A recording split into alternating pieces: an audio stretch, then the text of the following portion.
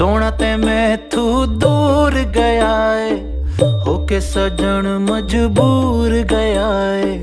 अखियां दे वास्ते खुशियां होवन, होके हिजर विच चूर गया है। सोना पया परदेस कटेंदा, सजना नू दूरों दूरों वेंदा। साडी ते सारी सुनदा है, पर अपनी पीड़ नहीं वेंदा। सोना ते सूट बजेंदा है, पर अपनी पीड़ ना वेंदा है। सोना ते सूट बजेंदा है, पर अपनी पीड़ ना वेंदा है। अखां दे वास्ते भेजे कज्जल, ना मोही दूरी वेंदा है।